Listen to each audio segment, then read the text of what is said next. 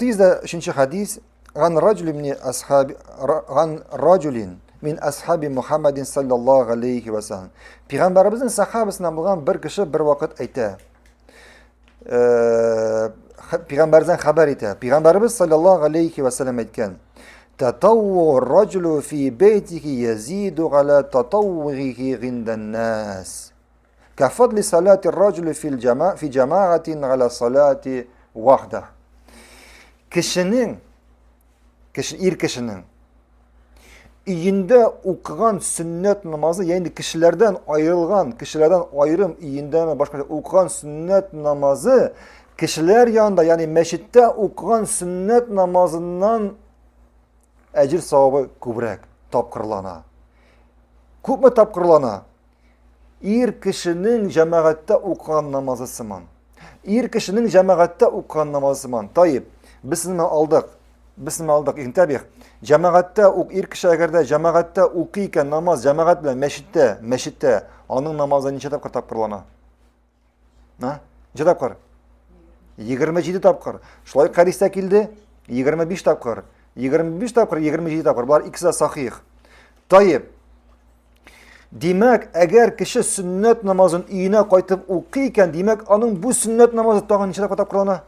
Şulay ya 25 ya 27 tapkır tapkırlana. Göz aldına getiresiniz mi? Şeyh Abdurrazak al-Badr ayta. Hikmetus salati nafileti fil beyt.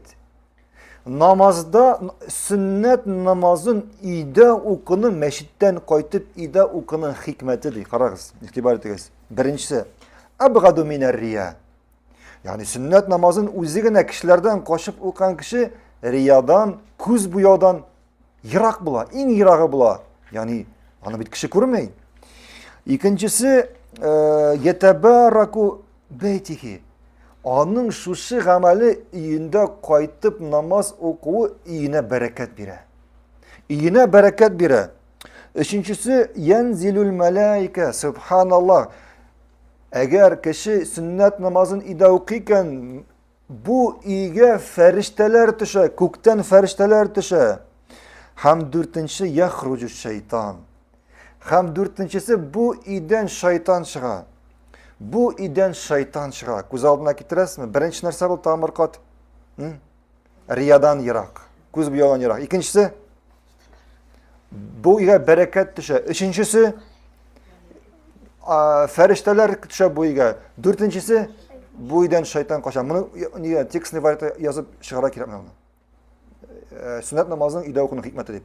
Dörtüncüsü nerse bu iden şeytan çığa. Şuna göre bir katı gaceplenesin bugün. Barlık namazların da meşitte okuyan kişiye. Gaceplenesin. Küp mü ecir savaptan, küp mü hayırlılıktan ol uzun mahrum ite. Uzun gaylesin hem iyin. Hele bir girek de tağında kübrek gaceplenesin kimge? Uzi dağın sünnet namazlar ida okumuyor. Eli sina dağın sünnet namazların meşitte okura kuşa. Bizim mezhepte şulay davay mında okudu. Nindi senin mezhep? Buna Peygamberimizin hadisi geldi.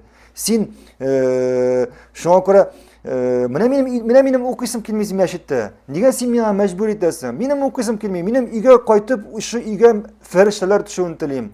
İden şeytan şığın tileyim. Şu ime bereket kiliyün tileyim. Bereket nerse ol bereket? Bereket ol akşadağın, sağlıktağın, mında hidayet barısı. Nindi hayırlık var mında barısı da kire. Hem bereket ol şu hayırlılıkның yuğalmağı, şu hayırlılıkның bitmeği.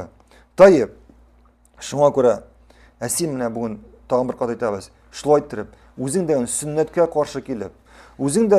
karşı kilip, hem başka kişilerini de sünnetten tıyıp, Allah'ın ecir savabından tıyırga sen Allah'tan korkmuyorsun mu?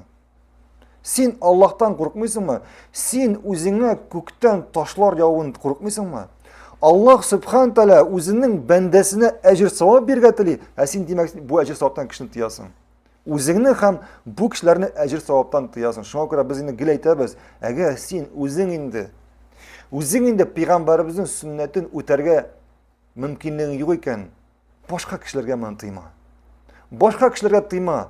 Kirisincha boshqa kishilar, hatto endi senga birayni vazifa berilar ekan, biror masjidda endi biror qoida o'zingning endi mumkinliging yo'q ekan endi shu sunnatni o'targa. Boshqa kishilarning sunnatini, yosh yigitlarning sunnatini o'tavni ko'rasan ekan, menga qarab seyin. Menga qarab seyin, Allohga barakat tila ham o'zingga shu ne'matning keluvini tila. Ya bu sunnatni tiyma. Bu sunnatni tiyma. Nishik?